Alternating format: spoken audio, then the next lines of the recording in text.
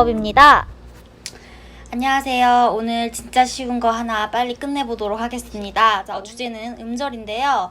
음절은 어떤 것이냐라고 말하면 음절의 개념은 한 번에 발음할 수 있는 소리의 덩어리예요. 그러면 한 번에 발음할 수 있는 게 무엇이냐? 우리 한글 같은 경우는 초성, 중성, 종성으로 하나의 음절을 이루고 우리가 하나의 단위로 얘기를 하기 때문에 음절이다 라고 얘기하면 글자를 얘기하면 돼요. 세 글자로 쓰시오, 네 글자로 쓰시오 라고 우리가 얘기를 하면은 한 글자 초성, 중성, 종성이 있는 것을 한 글자로 보니까 삼음절이라면 세 글자, 사음절이라고 하면 네 글자 이렇게 이해를 하면 되겠죠. 자, 음절의 개념은 한 번에 발음할 수 있는 소리의 덩어리이다. 자, 그러면 우리말의 음절에서 음절 형성의 규칙을 볼 수가 있어요.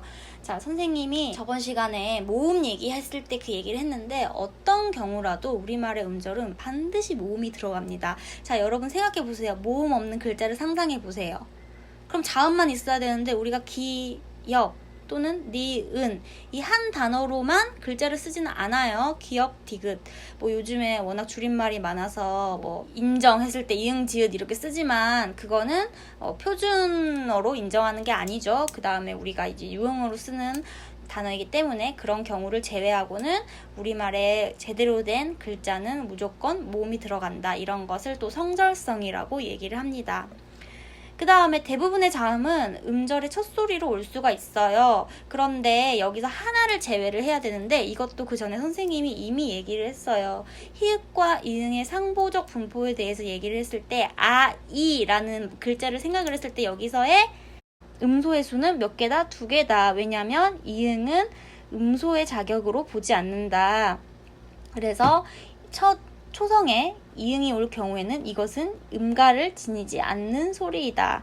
그래서 이응을 제외하고는 모든 자음이 음절의 첫 소리로 올 수가 있다. 이렇게 생각을 하면 됩니다.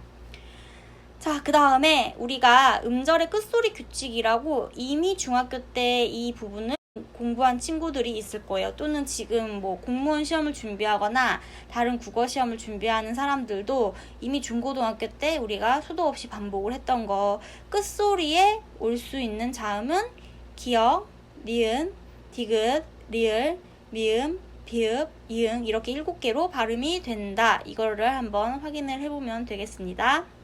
그 다음에 굉장히 쉬운 건데요. 우리말의 음절의 짜임이에요. 우리가 지금까지는 별로 음절이 어떻게 구성되었는지 전혀 생각이 없이 살았죠. 자, 이 기회를 통해서 우리가 한번 살펴보도록 합시다. 우선 모음은 무조건 들어간다고 했죠. 그래서 모음 하나로만 역시 음절이 이루어질 수가 있어요. 예시를 보면 예, 왜. 자, 여기서 이응은 음가가 없다고 했어요. 자음과 모음으로 이루어진 게 아니라 여기서 같은 경우는 모음 하나인 아로만 이루어진 거예요. 글자의 형태를 갖추기 위해서 이응을 음가가 없는 이응을 형식상으로 적어준 거라고 생각을 하면 됩니다. 그 다음에 자음 하나, 모음 하나로 이루어진 음절을 우리가 쓸 수 있죠. 가, 개, 돼, 괴 이렇게 쓸 수가 있고요. 그 다음에 모음이랑 자음으로 이루어진 음절을 쓸 수가 있어요. 왜냐하면 종성에 쓰이면 되죠, 자음이. 자, 악, 양, 웩 이런 거 같은 경우는 모음과 자음으로 이루어져 있구나. 그 다음에 마지막으로 자음 플러스 모음 플러스 자음으로 이루어진 음절은 각, 국, 꽥. 자, 각 같은 경우 하나만 살펴볼까요? 기역, 그 다음에 그 다음에 기역으로 이루어져 있죠. 그래서 우리말의 음절의 짜임은 이렇게 이루어져 있구나. 정말 선생님 이거를 따로 공부해야 되나요? 라고 너무 쉽게 생각이 드는데요. 관련 기출문제 하나 볼까요? 2015학년도 6월 평가원 A형에서 나오는 문제인데요. 자, 다음 자료를 바탕으로 국어의 음절에 대해 설명한 내용으로 적절하지 않은 것은 이렇게 나와 있고 자료를 보면은 우리가 배운 내용을 그대로 얘기하고 있어요. 음운이 모여서 이루어지는 소리의 결합체를 무엇이라 한다? 음절이라고 한다. 현대국어의 음절의 유형은 다음 4가지로 나눌 수 있다. 첫 번째, 기역, 중성으로 이루어진 음절 야, 와, 자, 두 번째, 니은, 초성, 중성으로 이루어진 음절 끼, 노, 며, 소. 그 다음에 디귿, 중성과 종성으로 이루어진 음절 알, 억, 영, 완. 자, 우리가 다 배운 거죠? 그 다음에 리을, 마지막으로 초성, 중성, 종성으로 이루어진 음절 각, 녹, 딸, 형. 이렇게 되어 있는데 보세요. 1번 한번 보면은요. 초성에는 최대 2개의 자음이 온다. 이게 바로 평가원 문제인 거예요. 어떻게 초성에는 최대 2개의 자음이 옵니까?